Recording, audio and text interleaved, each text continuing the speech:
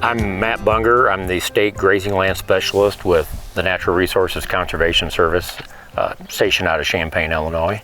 What do I need to consider when placing a permanent water structure? Well, I think we first want to look at what is the water source, whether it's a pond, might be a well, could be rural water, where that is at or what you're using, and then how you're going to get the water, convey the water from that out to the pasture. If you have a large herd, large pastures, getting that watering facility or that trough out in the middle so the cattle or the livestock don't have as far to travel to that, versus if you put it over here in a fence line that you are going to share with another pasture, but now that increases the distance from that water trough to the farthest point of the pasture. There's more utilization of the forage when the cattle have to travel less, that 800 feet, somewhere in there.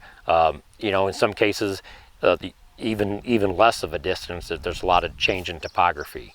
When we're designing systems in NRCS, we look at 30 gallons per day, and that's taken into account, a hot day, dry forage where animals are going to consume a lot. That leads to, if you need to make sure you have the right size so your animals can get that adequate amount of water when they're there. Otherwise, if they just pass it over because there's not enough places to drink or there's not water in the trough, that can of course affect the animal health.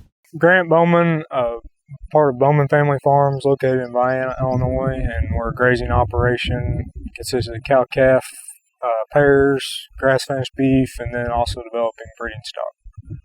When placing permanent water structures, I just look at kind of the lay of the land, how the hills and the valleys go, but probably one of the bigger considerations if you're going to be in an intensive rotation system would be the central placement of the water. That way you can work around it in many different patterns. I don't like to be in a rigid system, so that way it just sets up to where you can be flexible, where you can do something different every time you come into that particular pasture to rotate your animals across. It definitely is going to be a high traffic area, dealing with animals coming to it every day. So we've gone through NRCS and put in some gravel pads right directly around the water tank. And then the other thing we do is we split that tank. We only allow them half of it at a time. So we're going to use half the tank for half the time they're in that paddock, and then we'll flip over and go to the other side of the tank. So that kind of breaks up the impact. Cattle require a lot, that anywhere from 10 to 15 gallons per head per day, depending on the temperature and the size of the animal. But, clean, fresh water is critical. It's the most important nutrient there is. So we try to give them unlimited access to clean water. So we've got a few different systems. We water out of city water at our house with piped water underground, buried water. And then there's some new properties we're developing that have no power. Near gravity's not possible because we're going uphill, so we've started using some solar systems, and basically the solar panels are just charging batteries to run 12-volt DC pumps, and then we're using permanent pipe, but we've just got to lay it on top of the ground right now to place water where we need. We've got about 5,000 feet of that HDPE pipe laid out, and it has been critical to run our grazing operation, moving cows every day. So just getting water and where we need it to make the cows graze how we want, and get them to where they have shade as well.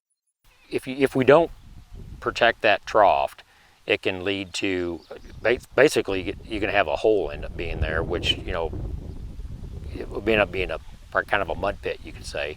I've seen cases where the soil is washed away. The livestock have cracked the tank because they can't reach it. So, you have health problems, you got water shortage, that can, a lot of those things can happen with extended overuse like that. So what we like to do is put in a heavy use area with around the trough, and we look at, for cattle, a minimum of 10 foot from the edge of the trough out. With small ruminants, you're looking at 5 feet. In some cases, you might need to be a little bit bigger. you know, depending where that trough is at. If you had the trough in the middle of a system where you had 4 different paddocks coming in and had like a kind of like a mini corral system with the trough in the middle, they're going to be working around that trough every time they come to drink, plus every pasture, you know, maybe there might be 4 or more. You know, if you're using lanes, that might be the only water source, so you'd want to maybe a little bit larger heavy use area.